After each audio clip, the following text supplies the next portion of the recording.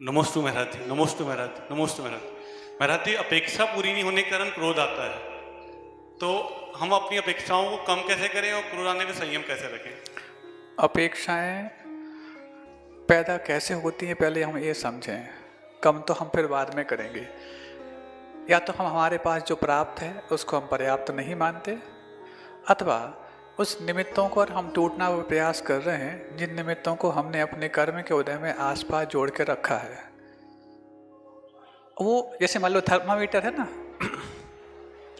Thermometer बुखार आया, आपने लगाया और उसका टेम्परेचर मेजर किया 101, 102, 103, 104, 5 तक पहुंच रहा है।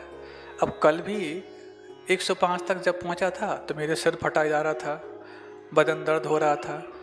आज भी ऐसे ही हुआ, कल फिर ऐसे ही होने लगा। लगातार 2-3 दिन से मैं क्या देख रहा हूँ कि जैसे ही वो थर्मामीटर 104, 105 डिग्री रीडिंग देता है, मेरे अंदर वेदना बढ़ जाती है।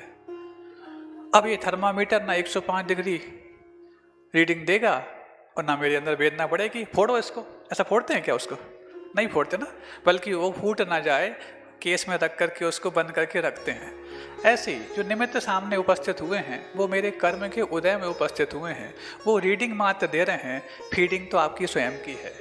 तो हम अपने कर्म के उदय में जो निमित्तों पर टूटते हैं, उन निमित्तों के टूटने का मतलब है उनसे हम कुछ अपेक्षाएं रखते हैं। हम अब कर्म सिद्धांत पर विश्वास नहीं करने के कारण ही इस प्रकार की बातें कर लेते हैं। और दूसरा, अपेक्षा मान लो हो रही है कि सामने वाले व्यक्ति को मुझसे इस प्रकार से व्यवहार करना चाहिए, या सामने वाले व्यक्ति को मुझे ये देना चाहिए, या मुझे ऐसा कहना चाहिए, है ना। ये अपेक्षाएं होती हैं सांसारिक। अब जो आपके पास है उसमें से एक आध और कम करके देखो पहले। वो तो देगा नहीं देगा अलग विषय है, मेरे पास जो है उसमें से कुछ कम करके देखो। मुझे सारा व्यक्ति अच्छा बोलता है, एक आध कोई व्यक्ति मुझे यदि गलत बोलने लग जाए तो मेरे एग्जिस्टेंस पे क्या फ़र्क पड़ जाएगा।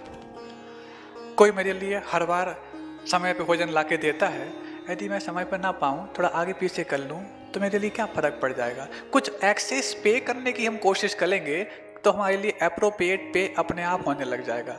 लेकिन जब हम अपने आप को अप्रोप्रिएट पे करने की अपेक्षा रखते हैं तो फिर एक्सेस मिलने पर ही हम उसको धन्यवाद नहीं दे पाते, बल्कि कुछ हम अपनी तरफ से एक्सेस पे करने लग जाएं तो जो भी मिलेगा उसमें धन्यवाद अपने आप से बाहर निकलेगा और अपेक्षाएं हमेशा के लिए खत्म हो जाएंगी।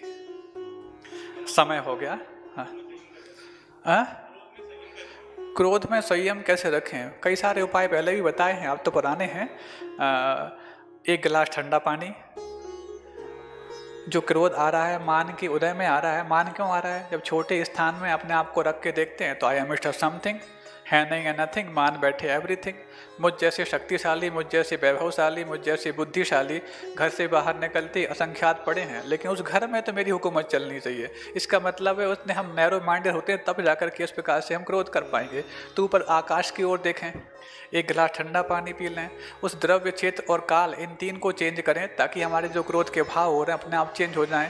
और इसके बाद भी नहीं होता है तो फिर हम प्लान करें कि सामने वाले को क्रोध करके हमें सबक सिखाना चाह रहे हैं। क्रोध करें तो कैसे? बोल के करें, ऐसे करें, ऐसे करें, तय तो कर लो।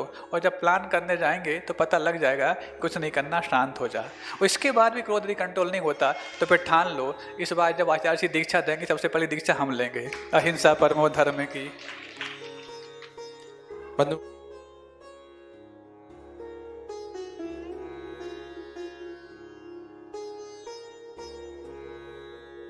उपरांत पूज्य मुनिश्री के समक्ष प्रश्न पूछ सकते हैं, कागज पर लिखकर भी दे सकते हैं, जिसका सीधा प्रसारण YouTube चैनल पर भी किया जाता है। आप YouTube चैनल पर यदि इस कार्यक्रम को देख रहे हैं तो चैट बॉक्स के माध्यम से भी अपना प्रश्न पूछ सकते हैं। धन्यवाद। जय जिनेंद्र।